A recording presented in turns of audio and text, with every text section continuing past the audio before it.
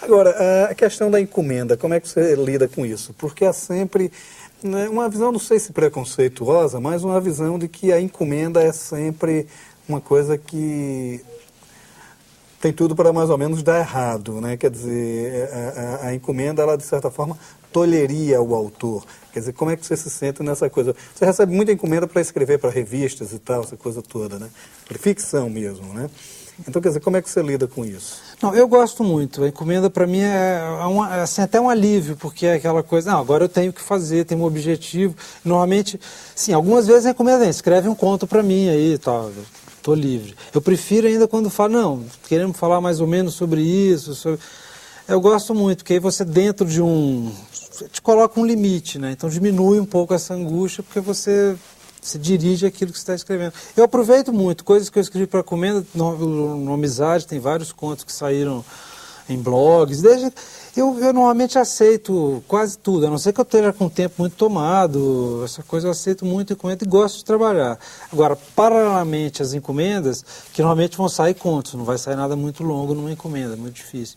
Embora, de certa maneira, o Paraíso é Bem Bacana, foi bem uma encomenda, mas através do contato com a Companhia das Letras, o pessoal me chamou lá, conversou, me sugeriu mais ou menos. Na época, acho até que essa coleção que eles estão lançando agora, uma companhia, era um pouco um ensaio para essa coleção, que eles chamavam internamente, nunca chegou a ter esse nome, que era Safada, onde saiu os livros do Henry Miller, saiu um pouco de Rubem Fonseca também, eu não lembro. Eram livros que de alguma forma estavam ligados a sexo. No final o livro acabou saindo por outra história, saiu independente da coleção.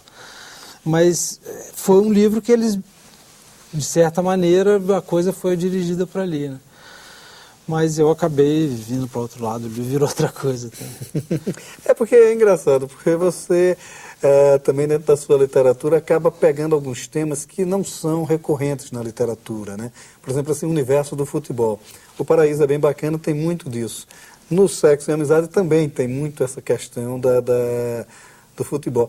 E os escritores sempre falam que é um certo bloqueio falar de futebol, porque não conseguem transmitir aquela emoção que é uma partida de futebol para o texto, né? Quer dizer, como é essa relação também em descrever o universo do futebol? Bom, eu gosto muito de futebol. Futebol, assim, vamos dizer que as horas de lazer, não de lazer, mas as horas à toa que eu tenho na minha vida, eu me dedico ao futebol. Eu pego o pay-per-view para ver os jogos do campeonato todos do Fluminense, acompanho na internet, todo dia eu vejo noticiário na internet do Fluminense. Então, uma coisa para mim, eu vivo futebol desde criança muito intensamente. E sempre de uma forma romanceando. Eu lembro quando eu era criança, eu tinha um time de futebol de botão, eu saía, ia jogar na casa do meu primo, a caixa de sapato era o avião, aí eu ia andando para a casa do meu primo com a caixa de sapato, com os botões lá dentro e fazendo entrevista, como se a imprensa chegava. Então, tinha exame antidoping, que era passar talco no jogador de futebol para ele deslizar mais. Então eu levava a coisa muito assim. E a partir do Paraíso é Bem Bacana, que foi um livro que eu escrevi um pouco contando muito da minha vida. É um livro que eu escrevi logo depois que eu tinha acabado de sair do hospital. Eu tive uma pancreatite, fiquei 6 meses internado. Então tem um personagem no hospital, vários personagens no hospital, vivendo aquela vida. Tem um pouco da minha infância em Ubatuba, que eu morei em Ubatuba e jogava futebol no time Dente de Leite lá. E fui, de certa maneira, vítima de um bullying, que agora está na moda. E passei isso para o meu personagem e tal.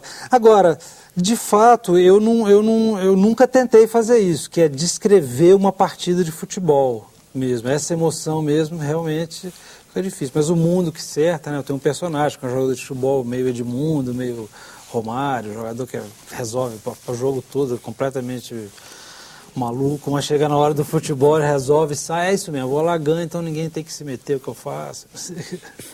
É um marginal, mas um personagem marginal. O que num determinado ponto se chamava de bad boys.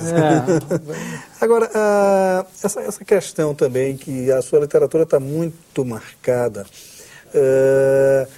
por esses aspectos mesmo é engraçado, porque os personagens, eles são agressivos, né? Eles passam uma agressividade muito forte, né? Quer dizer, como é que é trabalhada essa psicologia dos personagens? É um pouco o que eu vejo na rua, assim, até pelo que eu escrevo, muitas vezes as pessoas podem achar que eu sou um cara agressivo, como é que, porque ainda inclui nessa coisa dos transgressores.